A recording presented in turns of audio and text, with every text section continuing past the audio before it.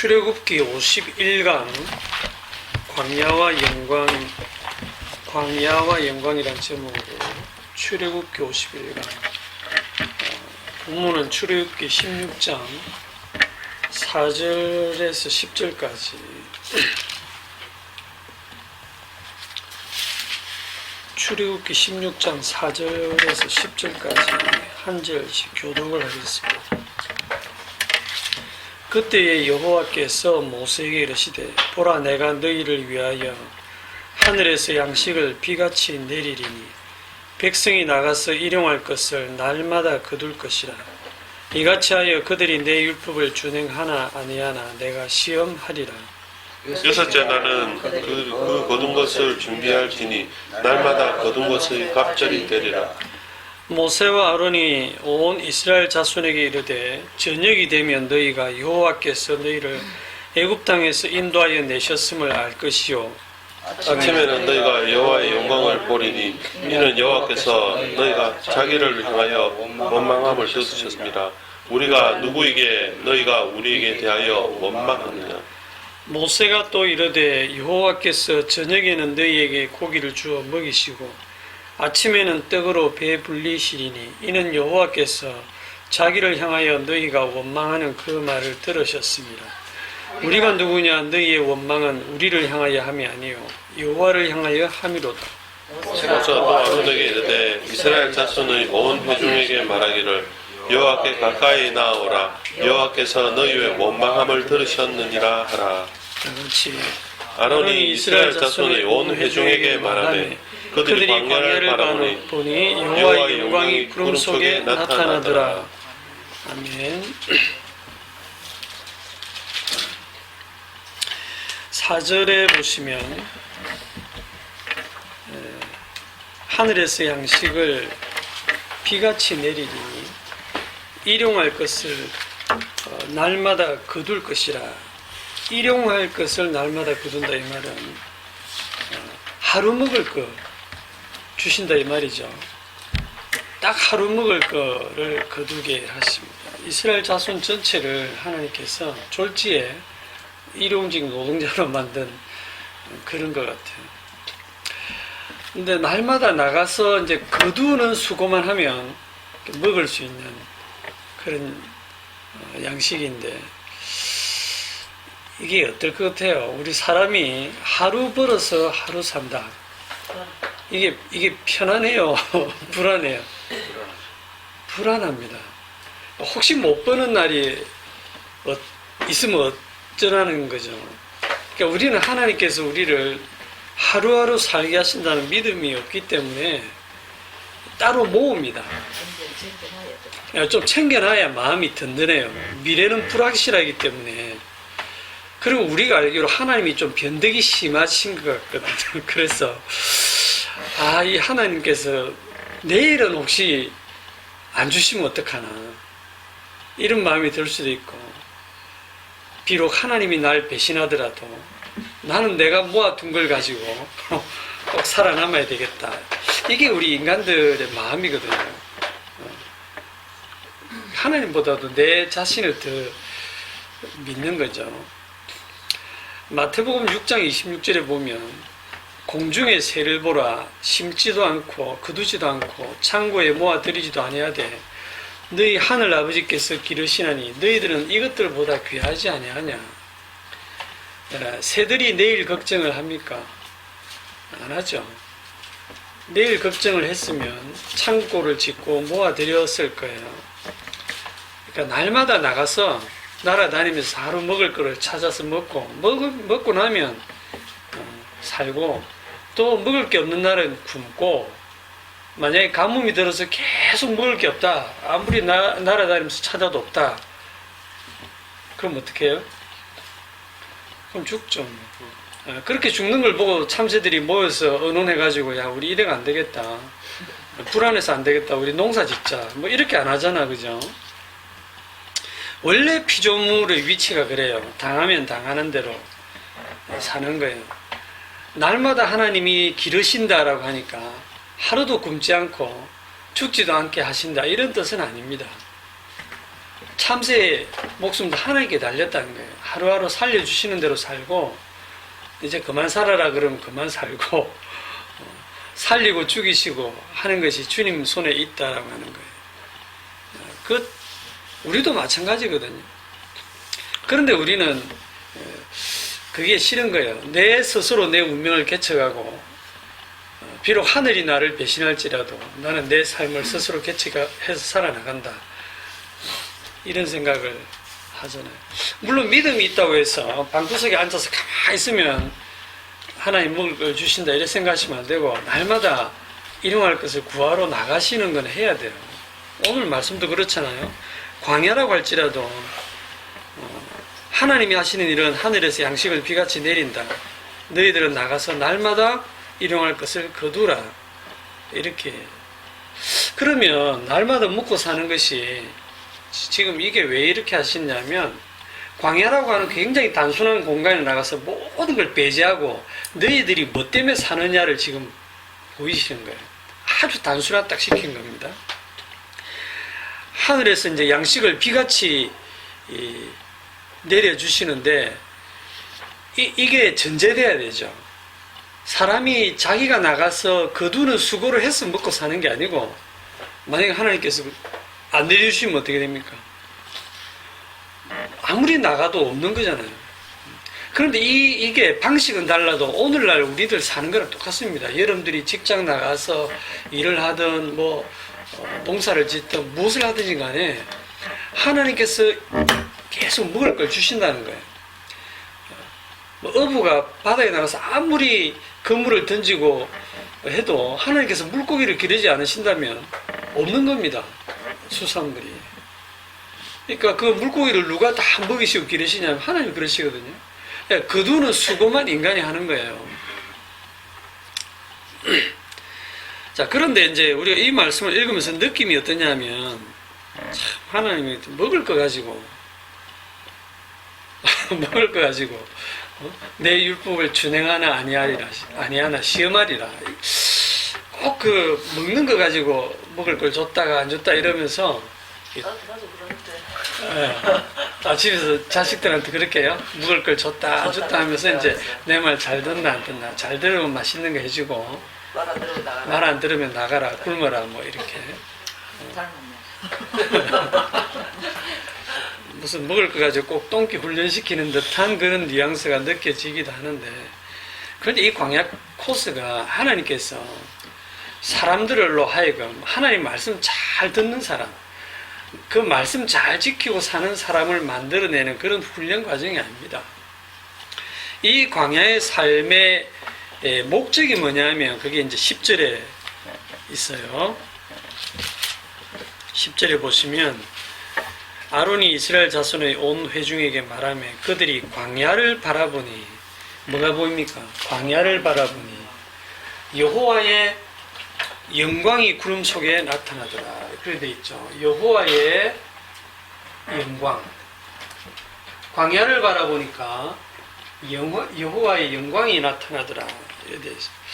구체적으로 여호와의 영광이 어떤 모습으로 나타난지는 모르겠는데 이스라엘 백성들이 구름 속에서 여호와의 영광이 나타나는 것을 광야에서 봤다. 이 광야라고 하는 것이 여호와의 영광을 나타내는 코스다 하는 거예요. 결국은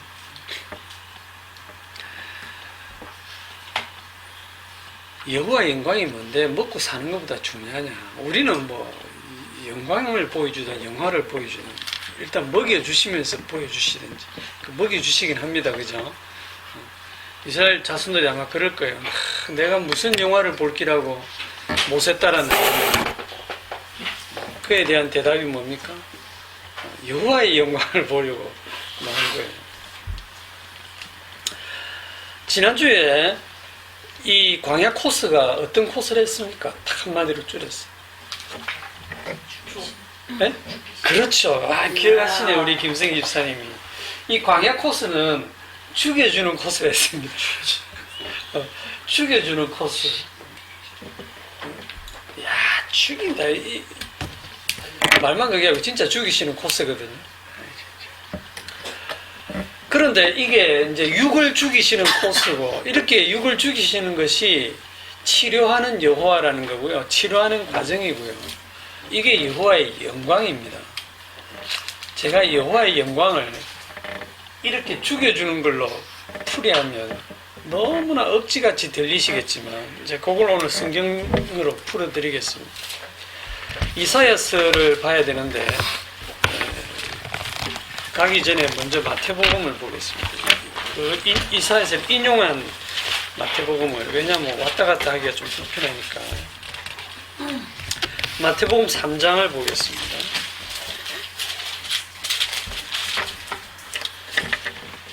그때에 세례 요한이 이르러 유대 광야에서 전파하여 말하되, 여기 광야가 나오죠. 유대 광야에서 전파하여 말하되 회개하라, 천국이 가까이 왔느니라. 그는 선지자 이사야를 통하여 말씀하신 자라. 일렀으되 광야에 외치는 자의 소리가 있어 이르되 너희는 주의 길을 준비하라, 그가 오실 길을 곧게 하라 하였느니라. 자, 이사야서에서는 뭐라고 되어 있냐면, 광야에 외치는 자의 소리가 있어 이르되 너희는 주의 길을 준비하라, 그가 오실 길을 곧게 하라, 이렇게 외친다라고 했는데, 세례 요한은 뭐라고 외치냐면 2절에 회개하라, 천국이 가까이 왔느니라 그러고 있죠. 회개하라, 천국이 가까이 왔느니라. 요게 너희는 주의 길을 곧게 하라, 주의 길을 준비하라, 같은 뜻이라는 거예요. 요거를 그대로 지금 마태가, 성령 받은 마태가 이렇게 지금 해석을 하고 있는 겁니다. 우리가 이런 얘기를 들으면 회개하라 그러면 내가 회개해야 될 것 같고, 주의 길을 준비하라 그러면 꼭 내가 준비해야 될 것처럼 느껴져요. 자, 천국이 가까이 왔다고 하는 것은 주님이 가까이 왔다는 거예요. 주님이 천국을 몰고 오시는데, 그분이 천국을 몰고 오셨으니까 우리는 아우 좋아라 이게 아니라, 그분이 천국을 몰고 오실 때 뭐와 함께 오시냐면 심판을 가지고 오십니다. 심판을 가지고 오신다는 게 그 다음 내용이 쭉 나오거든요. 생님 오신다, 준비해라. 샘 오신다, 몽둥이 준비해라, 이거거든요. 몽둥이 준비하면 안 맞습니까? 맞거든요. 7절로 넘어가서 봅시다. 요한이 많은 바리새인들과 사두개인들이, 아주 신앙 좋은 사람들이죠, 세례 베푸는 대로 오는 것을 보고 이르되 독사의 자식들아, 누가 너희를 가르쳐 임박한 진노를 피하라 하더냐. 그러므로 회개에 합당한 열매를 맺고 속으로 아브라함이 우리 조상이라고 생각하지 말라. 내가 너희에게 이르노니 하나님이 능히 이 돌들로도 아브라함의 자손이 되게 하시리라. 이미 도끼가 나무 뿌리에 놓였으니 좋은 열매를 맺지 아니하는 나무마다 찍혀 불에 던져지리라. 심판에 대한 얘기죠. 도끼가 나무 뿌리에 놓였다. 주님이 심판하러 오셨다. 임박한 진노, 임박한 그 심판을 누가 피하라고 하더냐, 이 독사의 자식들아 하면서 이 참 세례 베푸는 대로 오는 바리새인과 사두개인들을 잘 영접하는 게 아니고 이렇게 설교를 하고 있습니다. 나는 너희로 회개하게 하기 위하여 물로 세례를 베풀거니와 내 뒤에 오시는 이는 나보다 능력이 많으시니 나는 그의 신을 들기도 감당하지 못하겠노라. 그는 성령과 불로 너희에게 세례를 베푸실 것이요. 자, 나는 물로 세례 주지만 그분은 성령과 불로 세례를 준다. 이 불이 심판입니다. 불심판. 손에 키를 들고 자기의 타작마당을 정하게 하사 알곡은 모아 곳간에 들이시고 쭉정이는 끄지지 아니하는 불에 태우시리라. 이 주님이 오셔서 하시는 일이 자기의 타작마당, 이 세상이 자기의 타작마당이에요. 이 타작마당을 정하게 하시는 심판을 하는데 손에 키를 들고 타작을 하신다. 예? 낫으로 볕단을 베어가지고 그걸 멍석에 깔아놓고 도리깨로 이 때려서 타작을 하면, 여목사가 신도들 뺨 때리는 그런 타작이 아니고, 성령 세례, 성령의 일하심인데, 이렇게 타작을 하게 되면 쭉정이만 두드려 맞습니까? 아니죠. 알곡이나 쭉정이나 다 그냥 도리깨로 두드려 맞습니다. 그렇게 두드려 맞는 과정에서 어떻게 됩니까? 알곡하고 쭉정이가 분리가 되죠. 분리. 예, 그 분리하는 과정이 심판입니다. 그 일을 주님이 해내시거든요. 이게 심판에 대한 얘기입니다. 자, 요거를 예언한 이사야 40장을 이제 가겠습니다. 이사야서 40장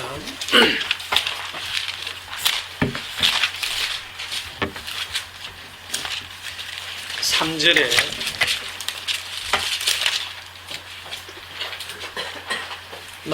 마태가 인용했던 구절이죠. 이사야 40장 3절. 외치는 자의 소리여 이르되 너희는 광야에서 여호와의 길을 예비하라.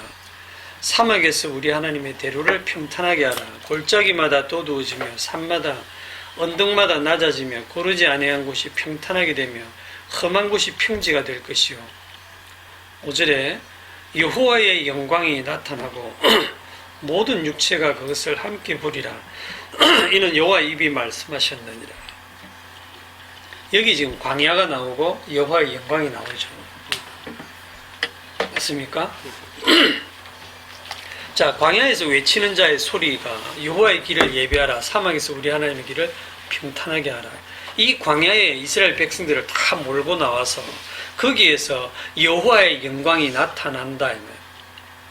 그 여호와의 영광이 나타나고 모든 육체가 그것을 함께 보리라. 이는 여호와의 입에 말씀하셨느니라 했는데, 이 여호와의 영광이 구체적으로 뭐냐 하면 이어집니다. 6절에 말하는 자의 소리가 이르되 외치라.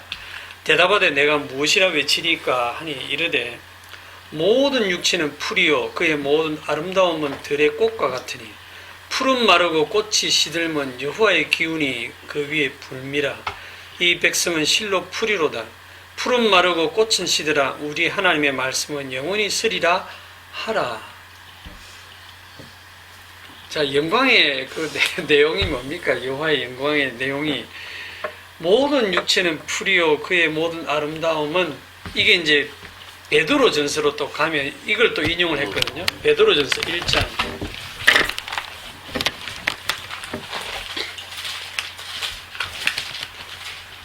베드로전서 1장 23절.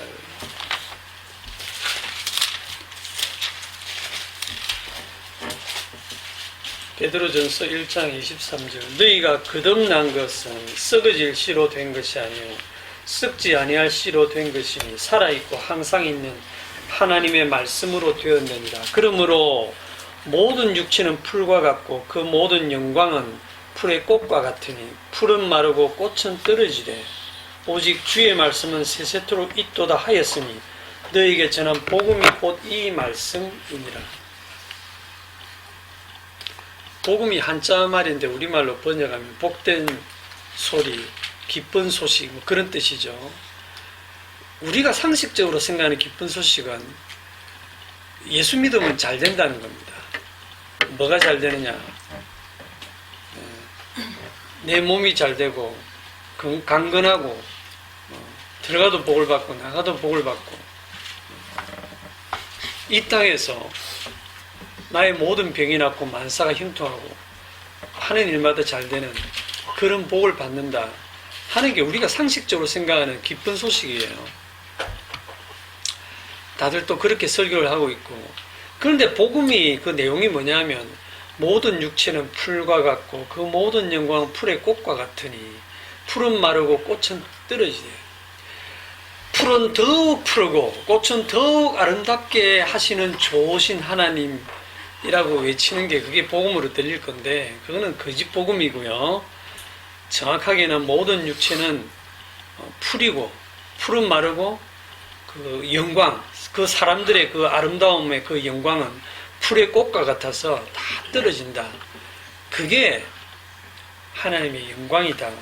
그게 이사야서에 그대로 연결되어 있잖아요. 여호와의 영광이 나타나고 모든 육체가 그걸 함께 보는데 그 내용이 뭐냐 할 때 외치는 자의 소리가 모든 육체는 풀이고 그의 모든 아름다움, 그 영광은 꽃과 같으니 풀은 마르고 꽃은 시들면. 자, 풀은 마르고 꽃은 시드는 이유가 뭐냐니까, 풀은 우리 인간인데 하나님의 말씀을 잘 안 들어서 그러냐, 그게 아니고 또 말씀대로 잘 살면 안 시들으냐? 그것도 아니고 이사야 40장 7절에 보면 푸른 마르고 꽃이 시들면 여호와의 기운이 그 위에 붐이라. 여호와의 기운이 뭘까요? 여호와의 기운, 성령이죠. 성령 세례죠. 불 세례죠. 성령의 임하심이죠. 그러니까 이거는 여호와 하나님이 적극적으로 뜨거운 동풍을, 뜨거운 바람을 불어서 풀은 마르게 하고 꽃을 떨어지게 하는데, 그걸 모든 육체가 함께 볼 건데 그게 여호와의 영광이다 이 말입니다. 우리가 생각하는 거랑 너무 다르죠, 말씀이. 그러니까 장례식장 가서 죽은 사람 보고 이렇게 되는 게 여호와의 영광이요 하는 게 말씀대로인데, 그렇게 말했다면 맞아 죽겠죠. 우리 생각하고 말씀은 너무나 다릅니다. 그래서 베드로전서 1장에 있는 23절에 너희가 거듭난 것은 썩어질 씨로 된 것이 아니요 했는데, 우리는 거듭났다라고 하면 사람이 이렇게 뭔가 완전히 달라져서 개과천선해서 새 사람 된다 이렇게 생각하는데, 그게 아니고요. 이 말씀으로 인해서 죽는 겁니다. 완전히 죽이시는 거예요. 왜 완전히 죽이시느냐면, 완전히 죽이신 다음에 다시 살려내시는 겁니다. 하나님께서. 그게 새 창조죠. 자, 그러면 이제 이런 생각이 들 거예요. 죽이시려면 왜 하필이면 광야로 데리고 나와서 죽이시느냐. 이스라엘 백성들 말을 그대로 인용하자면, 우리가 애굽에서 떡을 배불리 먹던 때에 여호와의 손에 죽었더라면 좋았을 것을,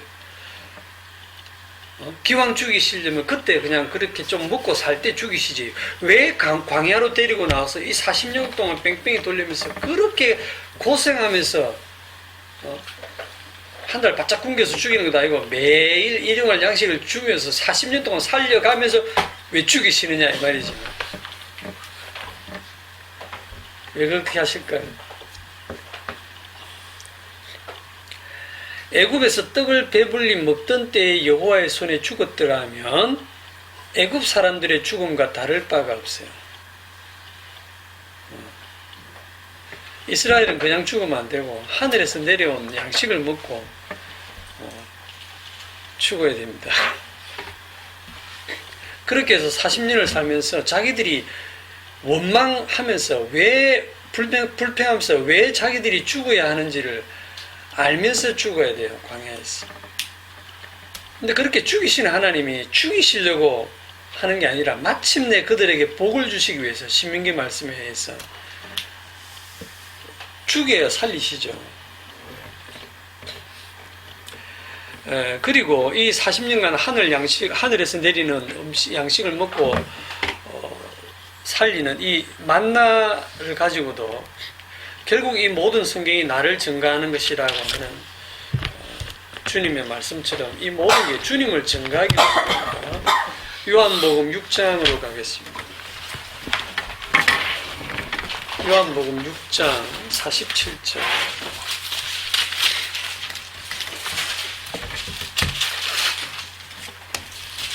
요한복음 6장 47절. 진실로 진실로 너희에게 이르노니 믿는 자는 영생을 가졌나니 내가 곧 생명의 떡이니라.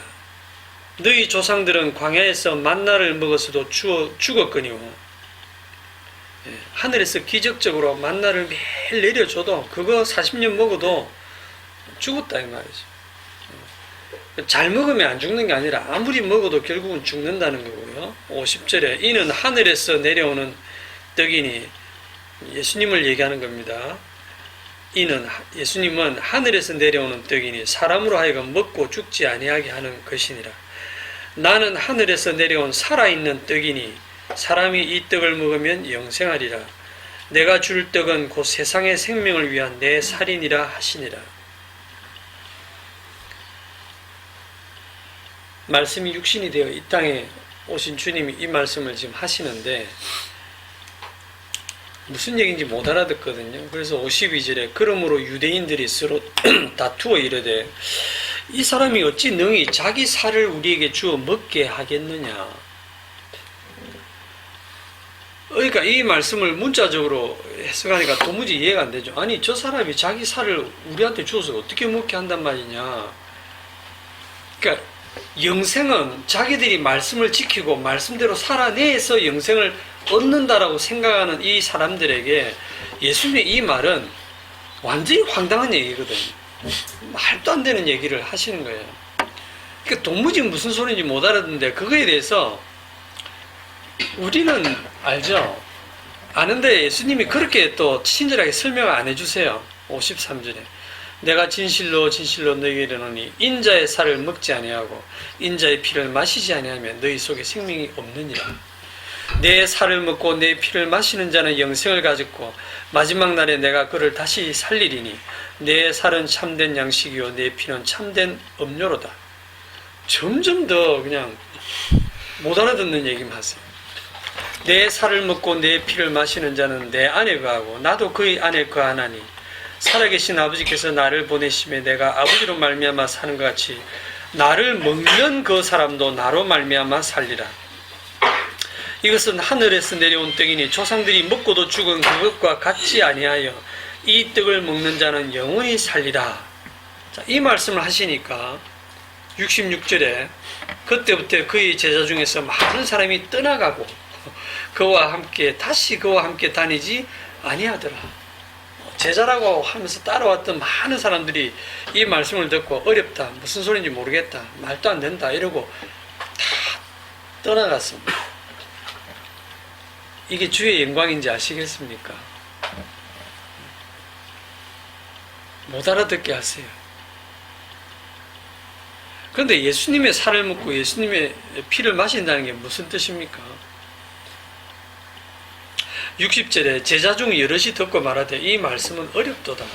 누가 들을 수 있느냐 한데 예수께서 스스로 제 아들이 말씀에 대하여 수군거리는 줄 아시고 이르되 이 말이 너에게 걸림이 되느냐. 그러면 너희는 인자가 이전 있던 곳으로 올라가는 것을 본다면 어떻게 하겠느냐. 살리는 것은 영이니 육은 무익하니라. 내가 너에게 이런 말은 영이요 생명이라. 영에 대한 얘기고 생명에 대한 얘기다. 그러나 너희 중에 믿지 아니하는 자들이 있느니라 하시니 이는 예수께서 믿지 아니하는 자들이 누구며 자기를 팔 자가 누구인지 처음부터 아십니다.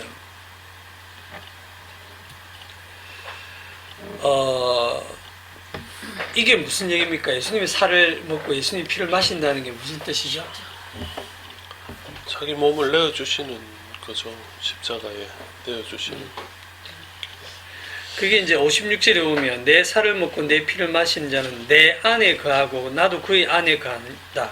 내 안에 거하고 나도 그의 안에 거한다. 이게 어떻게 이루어지죠? 나중에 가보면 성령이 임하심으로 인해서 그가 오시면, 그가 성령이 임하면 그때는 너희가 내 안에, 내가 너희 안에, 너희가 아버지 안에 그게 이루어진다라고 했잖아. 그죠? 이거는 사람이 뭔가 말씀을 지켜서 해낼 수 있는 그런 성격의 말씀이 아니에요. 아직 육에서는 전혀 불가능한 얘기고 성령이 오셔서 우리에게 이루어 주시는 말씀이 되겠습니다. 자, 이제 다시 오늘 본문 출애굽기 16장으로 가셔가지고 출애굽기 16장 오늘 4절부터 10절까지 읽은 말씀 중에 여호와의 영광을 본다는 말씀이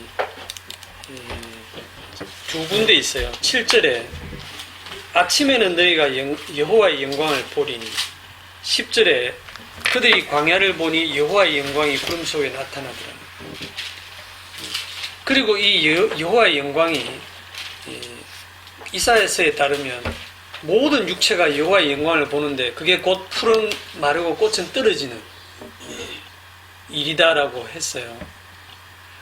그러면 모든 육체가 본다라고 하는 것은 신자나 불신자나 다 본다는 얘기죠. 그래서 여호와의 영광을 이스라엘 쪽에서 보는 그게 있고 그 반대편으로 애굽 쪽에서 보는 이스라엘과는 반대편에 서서 여호와의 영광을 본 자들이 있죠. 그것과 이렇게 좀 비교를 해보겠습니다. 이스라엘과는 반대편에서 여호와의 영광을 보는 자들은 왜 죽는지 이유도 모르고 죽습니다. 먹고 마시고 시집가고 장가가고 하다가 홍수가 와서 그들을 멸하기까지 깨닫지 못하고 죽는 것처럼 애굽 사람들은 10가지 재앙을 당하고 나중에 홍해 바다에 죽으면서 우리 왜 죽지? 모르고 죽어요. 왜 죽느냐 하면 그 이유는 출애굽기 4장 23절, 출애굽기 4장 23절에 22절부터 보면 너는 바로에게 이르기를 여호와의 말씀에 이스라엘은 내 아들 내 장자라. 내가 네게 이르기를 내 아들을 보내주어 나를 숨기게 하라 해도 네가 보내주기를 거절하니 내가 네 아들 네 장자를 죽이리라 하셨다 하라 하시니라. 바로가 죽는 이유는요, 바로의 죄가 뭐냐면 이 말씀 안 들은 겁니다. 그 죄는 저번에 얘기하기를 말씀 안 듣는 거라 했죠. 법을 어기는 거라 했죠. 법은 말씀이라 그랬어요. 말씀은 여호와의 입에서 나오는 모든 말씀이에요. 주님이 바로에게 이스라엘은 내 아들 내 장자다. 내 보내라. 나를 섬기게 해라. 이 말씀이 떨어지는 순간 그게 법이고 그게 바로에게는 그 법을 어기면 죽을 죄가 되는 거예요. 바로가 동의하거나 말거나. 그런데 이제 우리는 바로가 왜 하나님 말씀 그냥 듣고 보내주지 이런 생각하지만 불순종하는 게 너무 당연합니다. 왜요? 그 당시 강대국 왕인 바로 왕이 현실적으로 생각해 보세요. 노예의 대표가 와서 여호와의 이름을 덜먹이면서 그분이 우리를 나오라고 했다. 광야로 나가서 우리가 그분을 섬겨야 된다라고 할 때 바로가 그걸 듣겠습니까? 여호와가 누군데? 나 몰라. 내가 그의 말을 왜 들어야 돼? 도무지 들을 이유가 없는 거예요. 오늘날 십자가의 복음을 전파해도 사람들이 그들 뜻 안 보는 거하고 똑같습니다. 믿음은 축복받는다는 식의 엉터리 복음을 전하면 그래도 솔깃해서 넘어온 사람들이 들어있지만 십자가의 복음을 들으면 이게 출세하는데도 도움이 안 되고 먹고 사는데 아무 도움이 안 되는데 말씀이 아무 납득이 안 되는데 누가 믿겠어요? 이게 바로가 여호와의 말씀을 거역한 이유가 뭐냐면 하나님을 두려워하지 않는 것도 아니고 뭐 강심장이라서 그런 게 아니라 말씀이 하도 가짜라서 말씀이 그냥 우습게 들리는 거예요. 자기 현실에서는 문제는 말씀을 그렇게 너무 시시해서 노예 대표가 사는 얘기 저거는 말 같지도 않은 소리 하지 마 임마. 이거 너희들이 지금 그래도 좀 편하니까 그런 소리 하는 것 같은데 아예 그냥 지풀도 주지 말고 이제 벽돌을 올렸어야 되를 만들도록 더 고생시키면 좀 정신 차릴 거야. 그런 식으로 일처리를 하잖아요. 바로가. 문제는 그렇게 말씀을 거역하는 원인이 바로의 자유의지가 아니라는 거예요. 그게 바로의 자유의지처럼 현실에서는 바로가 자기가 다 판단해서 자유의지로 그렇게 하는 것 같은데 출애굽기 14장 4절에 딱 보시면 그게 바로의 자유의지가 아닙니다. 14장 4절에 내가 바로의 마음을 완악하게 한즉 10가지 재앙을 내리는 동안 하나님께서 계속 바로의 마음을 완악하게 해서 모세를 통해 주시는 말씀을 못 듣게 합니다. 거역하게 합니다. 내가 바로의 마음을 완악하게 한즉 또 바로의 마음을 약간 바꿔서 너희들 이제 다 나가 했다가 또 다 나가고 난 다음에 다시 마음이 또 바뀌어서 억울해 죽겠다 이놈들 따라서 다 죽이자 하고 그들의 뒤를 따르게 하는 것도 다 하나님께서 그 마음을 움직였다는 거죠. 바로가 그들의 뒤를 따르니 내가 그와 그의 모든 군대로 말미암아 뭐를 얻어요? 영광을 얻어 애굽 사람들이 나를 여호와인 줄 알게 하리라. 여호와인 줄 알면 뭐합니까? 여호와의 영광을 애굽 사람들이 봅니다. 보면서 죽어요. 우리가 왜 죽지? 여호와의 영광인지도 모르고 보면서 죽습니다. 이게 바로의 자유의지가 아니고 하나님께서 완악하게 할 자 완악하게 해서 죽이시는 이게 이스라엘과 반대편에서 여호와의 영광을 보는 자들의 확정되어 있는 운명입니다. 저번에 공부할 때 여호와의 영광이 그냥 전능한 능력으로 홍해를 가른 그 자체를 여호와의 영광이라고 안 했죠. 뭐라고 했습니까? 완악하게 할 자를 완악하게 해서 심판을 피할 수 없도록 하는 것, 그게 주의 영광이라고 했습니다. 요한복음 12장 37절에 저번에 본 말씀인데 요한복음 12장 37절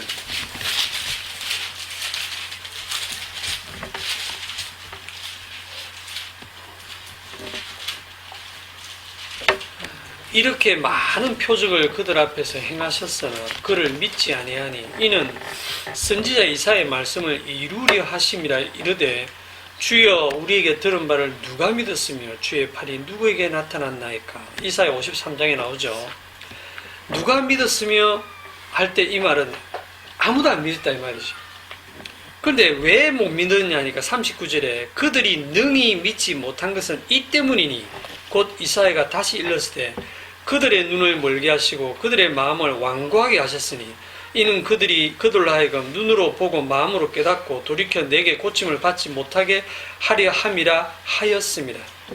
고침을 받지 못하게 한다. 치료하시는 여호와가 애굽 사람은 치료 안 해요. 안 고쳐요.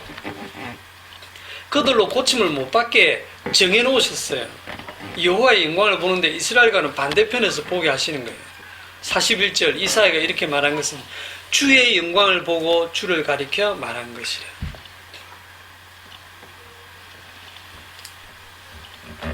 그러니까 주님이 적극적으로 그들이 능히 믿지 못한 것은 이것 때문인데 주님이 적극적으로 눈을 멀게 하고 그들의 마음을 완고하게 하고 그들의 귀를 막아버려서 들어도 듣지 못하고 보아도 보지 못하고 마음으로 깨닫지 못하게 하는 이게 주의 영광입니다.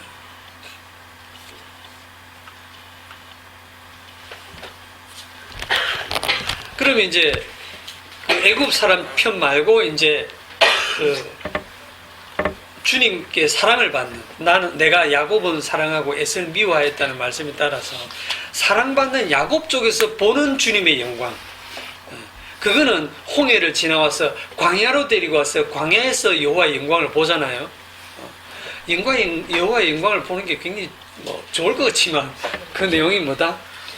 죽여주는 코스라는. 모든 육체가 주의 영광을 보는데 보라 내가 너희를 위하여 하늘에서 양식을 비같이 내리리니. 다시 아까 출애굽기 우리 16장으로 갑시다.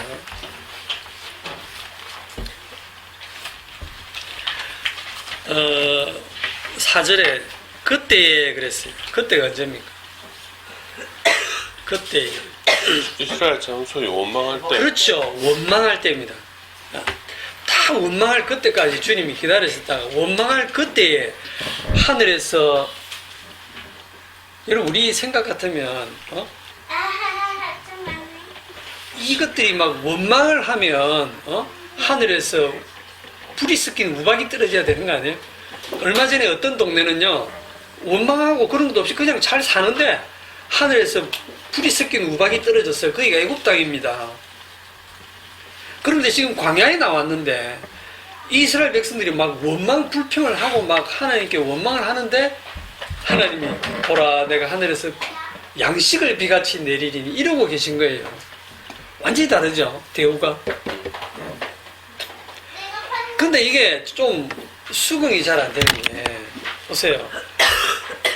이스라엘 백성들이 한 달을 굶었지만 그래도 믿음이 좋아가지고 여호와를 찬양하고 우리가 믿습니다 하고 그렇게 참 하나님을 찬양하면서 원망하지 아니하고 어려운 중에도 감사할 때 보라 참 너희들 잘하는구나 보라 내가 하늘에서 양식을 비같이 내리리니 이러면 뭔가 궁작이 맞는데 하나님이 일을 그렇게 안 하세요. 너희들이 원망하는 그때에 내가 이걸 내린다는 거는 너희들의 믿음 보고 너희들의 착한 행실 보고 너희들의 열심을 보고 너희들의 기도 생활을 보고 너희들의 일천번제를 보고 그렇게 해서 은혜를 베푸는 게 아니라는 거예요. 그게 성령 받은 신자는 그걸 알게 하세요. 그렇지 않은 자들은요 기도하는데 잘 되고 봉사하고 열심히 일천번제 하면서 기도하는데 그게 이루어지고 그게 복이 아니라니까요. 그게 하나님께서 그들의 눈과 귀와 마음을 완전히 어둡게 해버리는 거예요. 거짓 것을 믿게 만들어 버리시는 일을 주님이 하시는 거예요.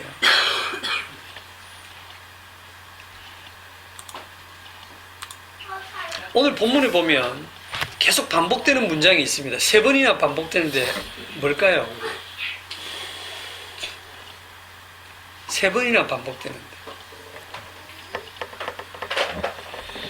7절과 8절과 9절에 반복되는 문장이 있어요. 원망. 이는 원망. 여호와께서 7절에 이는 여호와께서 너희가 자기를 향하여 원망을 들으셨습니다. 8절 이는 여호와께서 자기를 향하여 원망하는 그 말을 들으셨습니다.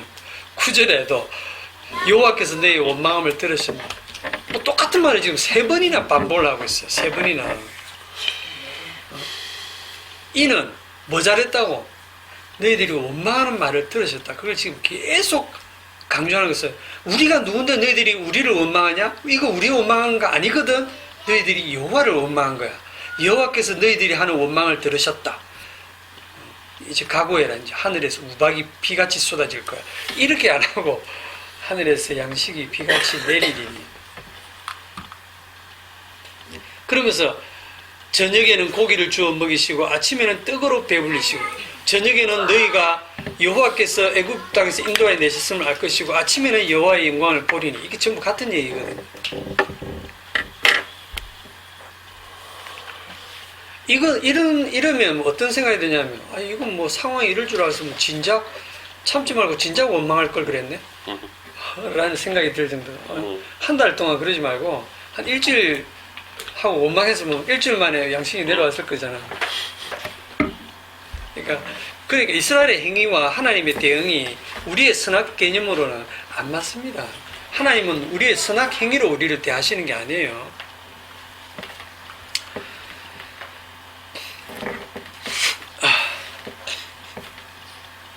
자, 그러면 이렇게 양식을 주시는데 하나님이 그 율법을 하나 주시는데 어떤 법을 딱 하나 줍니까?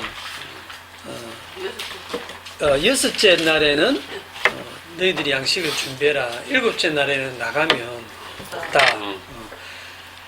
그걸 지금 훈련을 시킵니다. 하늘 양식은 주일도 쉽니까? 주일은 쉽니까? 일주일 동안에, 일주일 중에 딱 양식을 안 주는 날이 있어요. 7일째, 제7일. 창조 때도 제7일에 주님이 6일까지 창조하시고 7일에 안식하셨는데, 이 제7일이 안식일이죠, 안식. 제7일 안식일. 안식하는 날인데, 이 안식을 지금 가르치시는 거예요. 이 안식하는 날은 나가도 양식이 없어요. 양식을 안 주십니다. 양식이 없어도 살 수 있는 날이에요. 그걸 지금 가르치시는 거예요. 이게 결국은 뭐냐면 이 여호와의 안식에 들어오게 하기 위해서 이 일을 하시는 겁니다. 하나님께서. 그러니까 안식일의 의미가, 안식일은 뭐 가게 문 닫고 아무 일도 하지 마라, 돈도 쓰지 말고 버스도 타지 말고 그렇게 그 말씀 지키면 복 준다, 이런 의미가 아니거든요. 안식일의 의미는 안식일의 주인 되시는 그분. 안식이 뭐냐면 그 죄를 짓고 난 다음에 아담에게 내린 벌이 뭡니까? 창세기 3장에 보면 아담에게 이르시되 네가 네 아내의 말을 듣고 내가 너더러 먹지 말라는 열매를 먹었은즉 땅은 너로 말미암아 저주를 받고 너는 네 평생에 뭘 해야? 네 평생에 수고를 해야 그 소산을 먹으리라. 땅이 네게 가시덤불과 은근키를 낼 것이라. 네가 먹을 것은 밭의 채소인즉 네가 흙으로 돌아갈 때까지 얼굴에 땀이 흘러야 먹을 것을 먹으리니 네가 그것에 취함을 입었습니다. 너는 흙이니 흙으로 돌아가. 일평생 수고하면서 땀을 흘려야 먹을 걸 먹는데, 그런다고 영원히 사는 게 아니고 결국 어디로 돌아간다? 너는 흙이니 흙으로 돌아간다. 나중에 뒤에 오면 예수님이 수고하고 무거운 짐진 자들아 다 내게로 오라. 내가 너희를 쉬게 하리라. 그 안식의 세계로 인도하실 때 이 수고를 거치고 안식으로 인도하시는데 그게 어디냐면 우리 인간은 먹고 사는 거에 너무 중요하거든요. 인간이 안 먹고 어떻게 살아? 이제 이건데 안 먹고 사는 세계를 먼저 경험하신 분이 있어요. 모세라는 분인데 신명기 9장에 가봅시다. 신명기 9장 9절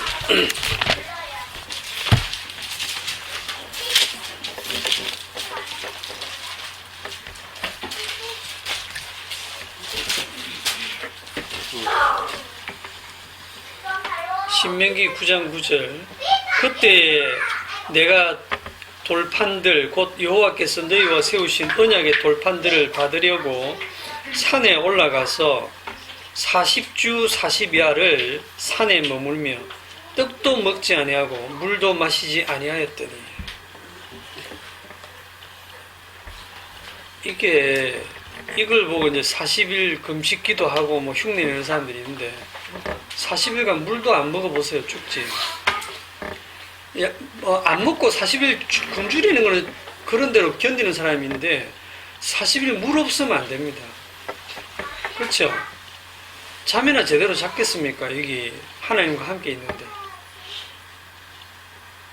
떡도 먹지 않고 그러니까 뭐 음식도 안 먹고 물도 안 마시고 잠도 안 자고 40주 40야를 하나님과 함께 있습니다. 육체를 입은 인간이 여호와의 영광 속에 있을 때 먹고 마시고 필요 없다는 거죠. 물론 먹고 마실 수도 있어요.